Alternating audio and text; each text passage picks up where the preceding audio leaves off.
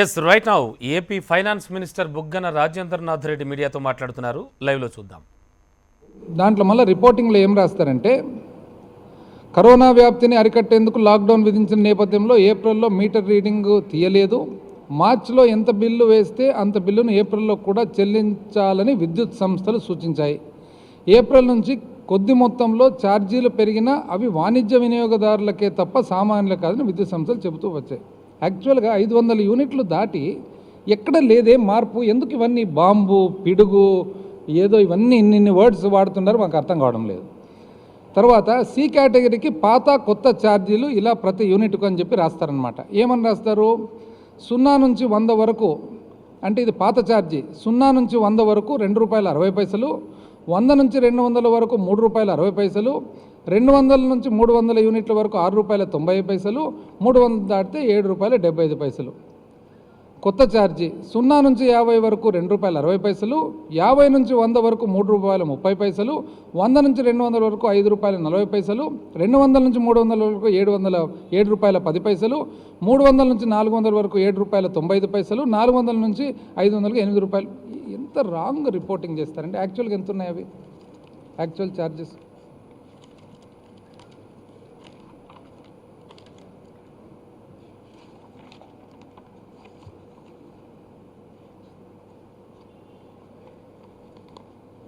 పాత ఛార్జీలు ఇక్కడ రాయడము ₹2.60. పాత ఛార్జీ ఎంత ఉందండి? 0 నుంచి 50 వరకు ₹2.65. సరే, 100 నుంచి 200 అంటారు.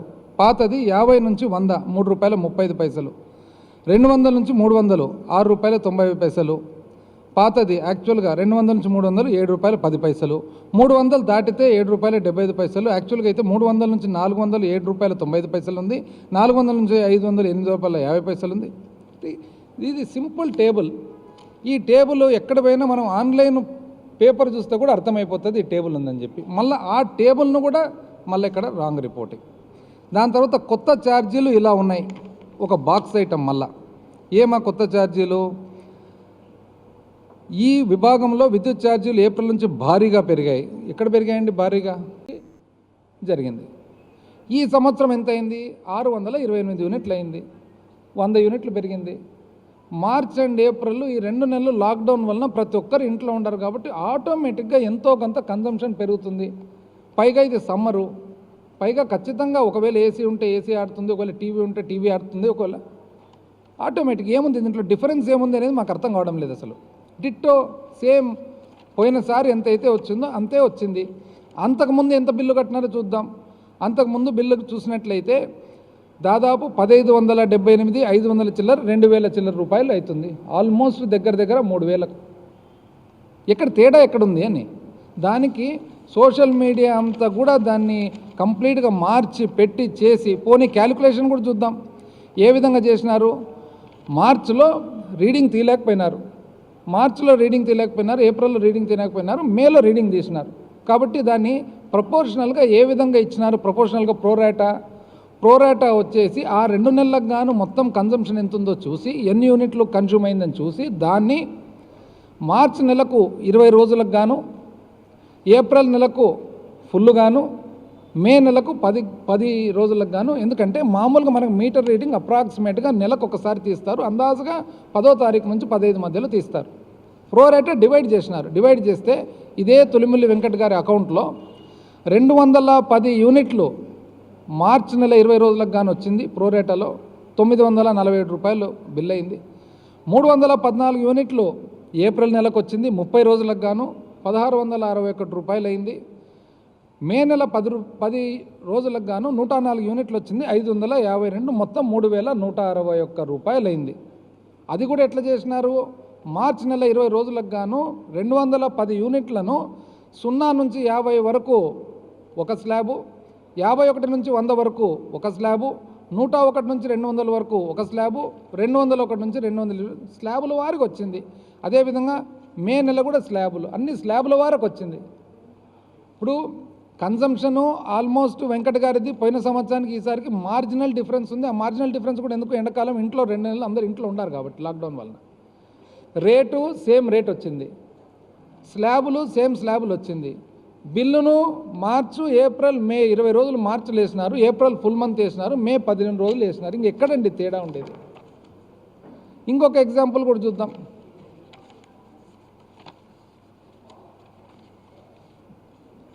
ఇది వచ్చేసి వై మురళీకృష్ణ గుణదాల, ఇది ఒక ఎగ్జాంపుల్. ఇది కూడా సోషల్ మీడియా. ఇది లెక్కేసినాం. పోయిన సంవత్సరము మార్చ్ నుంచి జూన్ వరకు లెక్కేసినాం. మార్చ్, ఏప్రిల్, మే, జూన్ 5 నెలలు లెక్కేసినాం. అంటే ఫిబ్రవరి, మార్చ్, ఏప్రిల్, మే, జూన్ యావరేజ్ రావాలని చెప్పేసి 511 యూనిట్లు మార్చ్ బిల్లు అంటే ఫిబ్రవరి కన్జంప్షను, 983 యూనిట్లు April March consumption, 1022 June April consumption, May April consumption. అట్లా లెక్కేస్తే మొత్తం 511 ప్లస్ 983 ప్లస్ 1022 ప్లస్ 1285 ప్లస్ 1365 లెక్కేస్తే 5 నెలలతో భాగిస్తే 1033 యూనిట్లు కాలింది. ఈసారి 3 నెలలు లెక్కేసినాం మార్చి నుంచి, ఎందుకంటే మన దగ్గర 3 నెలల ఫిగర్స్ ఉన్నాయి కాబట్టి. మార్చ్, ఏప్రిల్, మే లెక్కేస్తే 542 ప్లస్ 2 నెలలు కలిసి 2522, 3 కలిపి 3 భాగిస్తే 1000 చిల్లర, 1030 చిల్లర. సో ఎక్కడ డిఫరెన్స్ ఎక్కడ వస్తుంది అని. పోనీ ఇంకా మిగతా చోట్ల కూడా ఎట్లా జరుగుతుందని చెప్పి అది కూడా చెక్ చేయడం జరిగింది. రాజమండ్రిలో తీసినాం.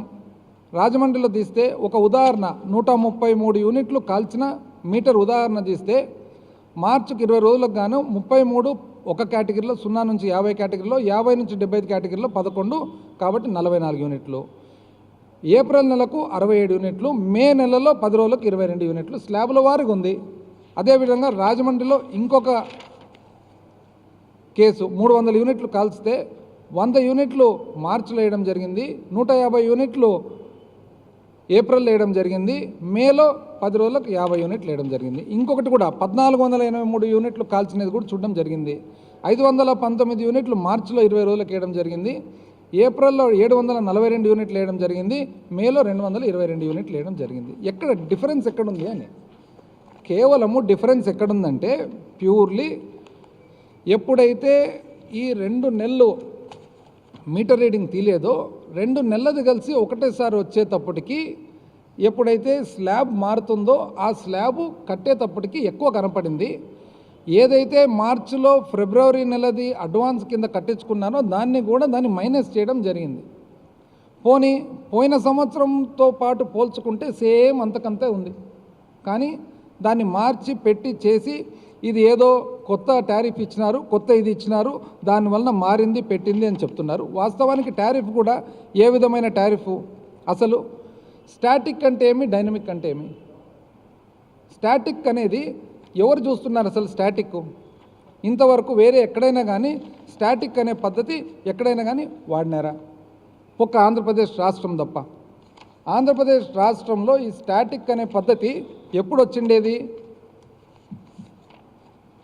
మొత్తం హిస్టారికల్గా చూసినట్లయితే ఆంధ్రప్రదేశ్లో ఇది 2013-14 వరకు 2 గ్రూపులు ఉండేటివి, 0 నుంచి 50, 50 నుంచి పైకి. దాన్ని కాస్త గత ప్రభుత్వము 2014 వచ్చిన తర్వాత మామూలు మాదిరిగానే ఆలోచన ఎక్కువ, కన్సల్టెంట్లు ఎక్కువ, కోట్లాది రూపాయలు కన్సల్టెంట్లకు ఇచ్చి వాళ్ళు 30 రకాలు తయారు చేసినారు కేటగిరీలు. ఏ అని, బి అని, సి అని, దీంట్లో. వేరే రాష్ట్రాలు చూసినా కూడా, ఏ రాష్ట్రం చూసినా కూడా ఈ స్టాటిక్ అనే పద్ధతి 2016 నుంచి 19 వరకు వాడిన స్టాటిక్ అనే పద్ధతి ఏ రాష్ట్రంలో కూడా లేదు, ఆంధ్రప్రదేశ్ తప్ప. ఎందుకు ఆ స్టాటిక్ అనే పద్ధతి పెట్టినారు? ఎందుకంటే పేరుకు ఎవరికి పెంచకుండా, ఖర్చులు డిస్కామ్లో పెరిగినా, జనరేటింగ్ కంపెనీస్ పెరిగినా కూడా పబ్లిక్ టారిఫ్ పెంచకుండా వేరే కేటగిరీలో పెట్టి ఎక్కువ లాగాల వాళ్ళ నుంచి అనే ఉద్దేశంతో గత ప్రభుత్వం చేసినది స్టాటిక్ పద్ధతి. అంటే ఈ మేధావులు చేసిన స్టాటిక్ పద్ధతి ఎక్కడే కానీ భారతదేశంలో ఫాలో కావడం లేదు. ఇప్పుడు ఈసారి ఏపీఆర్సీకి వచ్చేటప్పటికి ఏమైంది? ఏపీఆర్సీ ఈ సంవత్సరము ఎంతోమంది రిప్రజెంటేషన్స్ తీసుకున్నారు. ఆ రిప్రజెంటేషన్స్ ఎవరెవరు తీసుకున్నారు? ఇంక్లూడింగ్ ఏవైతే కన్జ్యూమర్ ఫోరమ్స్ ఉన్నారో వాళ్ళవి, ఇంక్లూడింగ్ కమ్యూనిస్టు పార్టీలతో తీసుకొని డైనమిక్ పద్ధతికి అని చెప్పి ఏపీఆర్సీ టారిఫ్ ఆర్డర్లో ఈసారి చెప్పడం జరిగింది. చివరకు కొన్ని ఏపీఆర్సీ టారిఫ్లో మనం చూసినట్లయితే ఎంతోమంది రిప్రజెంటేషన్స్, ఉదాహరణకు కాకర్ల గురుస్వామి నాయుడు, సూర్నేని వారిపల్లి, పాకాల మండలం, చిత్తూరు డిస్ట్రిక్ట్ ఏమన్నాడు? స్టాటిక్ పద్ధతుల్లో సార్ పోయిన సంవత్సరం అంతా కాల్చినది తీసుకొని దాని యావరేజ్ తీసుకొని ఈ సంవత్సరం కేటగిరీ పెడితే ఆ సంవత్సరంలో ఏం కాల్చింటామో, ఎట్లా కాల్చింటామో, ఆ మీటర్ ఎవరు వాడింటారో మాకు ఎట్లా తెలుస్తుంది? ఇది ఏ రోజుకు ఆ రోజు మన వాడకం బట్టి ఉండాలి. కానీ పోయిన సంవత్సరం యావరేజ్ తీసుకొని పెడితే ఉదాహరణకు ఎవరికన్నా కానీ పోయిన సంవత్సరము మామూలుగా మీటర్ ఇంతే కన్జంప్షన్ ఉంటుంది. ఇంట్లో ఒక ఫంక్షనో పెళ్ళో ఉంటుంది, అది ఎప్పుడో జీవితంలో ఒక్కసారి వచ్చేది. దానివల్ల ఎప్పుడైతే పెరుగుతుందో జీవితకాలం అంతా పెరిగిన టారిఫ్ పెట్టాలంటే ఎట్లా తప్పు కదా. ఏ రోజు మనం వాడకం బట్టి ఆ రోజుకు ఉండాలి డైనమిక్ అని చెప్పినారు. నాచుకూరు మునిరత్నం రెడ్డి గంగుపేట గానుగానిపేట విలేజ్, చిత్తూరు డిస్ట్రిక్టు ఉదాహరణ. పి సుబ్రహ్మణ్యం యాదవ్, సూర్నేని వారిపల్లి వాళ్ళు ఏమన్నారు? పోయిన సంవత్సరం వద్దు సార్ దయచేసి, ఇది తప్పు అని చెప్పి. అదేవిధంగా మున్స్వామి నాయుడు, కుందేటి వారిపల్లి, చిత్తూరు డిస్ట్రిక్టు పోయిన సంవత్సరం ఇది కరెక్ట్ కాదని. అంటే ప్రతి ఒక్కరు కూడా ఏమంటున్నారంటే ఈ పోయిన సంవత్సరం యావరేజ్ తీసుకునే స్టాటిక్ పద్ధతి ఏదైతే ఉందో అది వద్దు సార్ అని చెప్పేసి. మనకు ఎప్పటి నుంచి వచ్చింది ఇది? కేవలం ఈ గ్రూపింగ్ అంతా కూడా 2016-17 నుంచి, అంటే వీళ్ళు 2013-14లో ఏర్పాటు చేసుకున్న తర్వాత ప్రభుత్వం ఒక సంవత్సరం పాటు 3 కాక 4 స్లాబ్లు కూడా పెట్టినారు, 4 కేటగిరీలో పెట్టినారు. ఒక సంవత్సరం తర్వాత మార్చి మళ్ళీ దాన్ని 3 అనవసరమైన 3 కేటగిరీలు చేసి స్టాటిక్ అని పెట్టి మొత్తం ప్రతి ఒక్కరిని కన్ఫ్యూజ్ చేసి పెట్టినారు. ఈరోజు ఆ కన్ఫ్యూజన్ వద్దని చెప్తే ఈరోజు దాన్ని ఒక 2 నెలలు కోవిడ్ను అడ్డం పెట్టుకొని కోవిడ్ వలన జరిగిన మీటర్ రీడింగ్ లేనందువలన ఒక రీడింగ్ వస్తే ఇంత రాజ్యాంగం చేసి ఎన్ని రకాలుగా బాంబు అనొకరు, పిడుగు అనొకరు, ఏ బాంబు ఏం పిడుగు. లాస్ట్కు అసలు టారిఫ్స్ చూసినట్లయితే పాత పద్ధతి చూసినట్లయితే వేరే రాష్ట్రాలతో పోలిస్తే నిజం చెప్పాలంటే ఆంధ్రప్రదేశ్ రాష్ట్రము లోవర్ సెక్షన్ 200 యూనిట్ల కంటే తక్కువ కన్జంప్షన్ ఉండే కన్జ్యూమర్స్కు ఆంధ్రప్రదేశ్ రాష్ట్రం భారతదేశంలో వన్ ఆఫ్ ద అన్నిటికంటే తక్కువ ఉంది. దాదాపు తక్కువ ఉండే రాష్ట్రాల్లో ఒకటి. ఆంధ్రప్రదేశ్ రాష్ట్రంలో ఎప్పుడు టారిఫ్స్ పెరిగినాయి? ఓన్లీ హయ్యర్ కన్జంప్షన్ 200-250 యూనిట్లు దాటిన తర్వాత మాత్రమే ఉంది. ఈరోజు చూసినట్లయితే 0 నుంచి 50 యూనిట్లు వాడకం చూస్తే ఆంధ్రప్రదేశ్ రాష్ట్రంలో ₹45 ఉంటే తమిళనాడులో ₹2.50, కర్ణాటకలో ₹3.75, గుజరాత్లో ₹3 చిల్లర, రాజస్థాన్లో ₹3 చిల్లర, మహారాష్ట్రలో ₹4 చిల్లర. ఓన్లీ ఆంధ్రప్రదేశ్ ఎక్కడుంది? 200-250 యూనిట్లు దాటితే అంటే రిచర్ కన్జ్యూమర్కి వచ్చేటప్పటికి. అండ్ పెంచినది కూడా ఎప్పుడు ఓన్లీ 500 యూనిట్లు దాటిన వాళ్ళకు మాత్రమే అని చెప్పి వెరీ క్లియర్గా మనకు అర్థమవుతూ ఉంది. ఈ పరిస్థితుల్లో మళ్ళీ వీళ్ళు టాల్ క్లెయిమ్స్ ఏమని చెప్తారంటే అసలు బ్రహ్మాండంగా మా మాదిరి ఎవరు చేయరు, ఇంకా వాళ్ళు మళ్ళీ చెప్పుకోవడం అనమాట. ఏమని? మా మాదిరి ఇంతవరకు ఎవరు కరెంటు డిస్కామ్లను నడపలేరు. చూద్దాం, అది కూడా చూద్దాం ఎట్లా నడిపినారు వీళ్ళు అనేది. 2014 మార్చి 31, 2014 ఒక ఇండికేటర్గా చూసుకుంటే 2019 మార్చి 31 ఒక ఇండికేటర్గా చూసుకుంటే, అంటే గత ప్రభుత్వము పాలిచ్చిన 5 సంవత్సరాలు, 31 డిసెంబరు అంటే మార్చి నుంచి కొత్త ప్రభుత్వం వచ్చిన తర్వాత ఒక ఇండికేటర్గా చూసుకుంటే డిఫరెన్స్ ఒకటి చెప్తాను. పవర్ పర్చేజ్ డ్యూస్ అంటే మనము విద్యుత్ కొన్న తర్వాత మనము కంపెనీలకు కట్టాల్సిన డ్యూస్ ఎంత ఉన్నాయండి? 2014 మార్చు అంటే గత తెలుగుదేశం ప్రభుత్వం వచ్చేటప్పటికి 4,900 కోట్లు ఉన్నింది. వాళ్ళు దిగిపోయేటప్పటికి ఎంతండి చేసిండేది? దాన్ని డ్యూ అంటే కట్టాల్సినది ఎంత చేసిండేది? 20,100 అంటే 5 అంతలు కట్టవలసినది పెంచినారు. కానీ బ్రహ్మాండంగా మా మాదిరి అసలు మా మేధస్సు ఎవరికి లేదు, మా పరిపాలన ఎవరికి లేదు, విద్యుత్ శక్తి గురించి మాకు తెలిసినది కూడా ఎవరికి లేదు అని అంటారనమాట. డిసెంబర్ 19కి ఈ ప్రభుత్వం ఎంతకు తెచ్చిందండి? 15,000 కోట్లు. అంటే 5,000 కోట్లు కట్టుకుంటూ వచ్చిన డ్యూస్.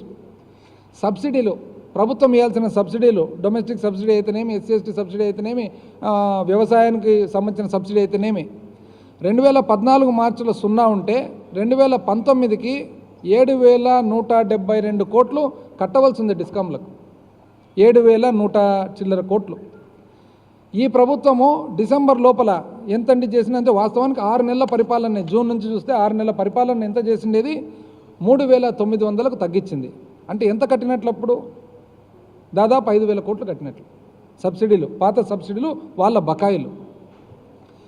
బ్రహ్మాండంగా మేము కొన్నాము, మేము తక్కువ కొన్నాము, మాకే తెలుసు అని అంటారు. అది కూడా చూద్దాం ఎంత కొన్నారని. పవర్ పర్చేస్ కాస్ట్ అంటే విద్యుత్ మనము కొనేది మార్చు 2014లో యూనిట్ ₹4.33 ప్రకారం కొంటే 2019కి వచ్చేటప్పటికి ₹4.33 వాళ్ళు బ్రహ్మాండమైన పరిపాలన చేసి ₹6.07 పెంచినారు. ₹4.33 2014లో కొంటుంటే 5 సంవత్సరాలు బ్రహ్మాండమైన పరిపాలన తర్వాత వీళ్ళు ₹6 కొనే రేటు పెంచినారు. ఈ ప్రభుత్వం ఎంతకంటే తగ్గించిండేది ₹5.66 తగ్గించింది. దాన్ని కొనే ధర ₹5.66 తగ్గించింది ఈ ప్రభుత్వం. ఎంత సమయంలో? 6 నెలల్లోనే. ARR actuals aggregate revenue requirement అంటే ఎంతైతే అవసరం ఉంటుందో మనకు డబ్బులు పవర్ విద్యుత్తును కొనేదానికి ₹5.77 యూనిట్కి అవసరం ఉంటే ఇప్పుడు 2014లో ₹6.80 పెంచింది. దాన్ని బ్రహ్మాండమైన పరిపాలన చేసి టీడీపీ ప్రభుత్వం. ఈ ప్రభుత్వం 6 నెలల్లో ఎంతకు తెచ్చిందండి? ₹5.76 అంటే ఇంచుమించు 2014 సమయానికి ఏ రేట్ అయితే ఏ డబ్బులైతే అవసరం ఉందో ఆ డబ్బులకు తగ్గించింది. పవర్ పర్చేస్ డ్యూస్ రిలీజు అంటే ఏదైతే మనము ఉత్పత్తిదారులకు డబ్బులు కట్టాలనో విద్యుత్ కొనేదానికి వాళ్ళ డ్యూసు 2018-19లో ఒక సెంట్రల్ జనరేటింగ్ స్టేషన్స్ అంటే ఎన్టీపీసీ వీళ్ళందరూ ఎవరైతే ఉన్నారో కేంద్రానికి సంబంధించిన ఉత్పత్తిదారులకు 5,161 కోటి డ్యూ ఉంది, కట్టేది ఉంది క్యుములేటివ్గా. ఎక్కడి నుంచి అది? 1600 ఉండేది 2014-15లో 1600 కోట్లు కట్టవలసినది ఉంటే గత ప్రభుత్వం దాన్ని 5,161 కోట్లకు పెంచింది. అంటే 4,000 కోట్లు కట్టవలసినది బకాయిలు పెంచితే ఈ ప్రభుత్వం 4,100కు తగ్గించింది. అంటే దాదాపు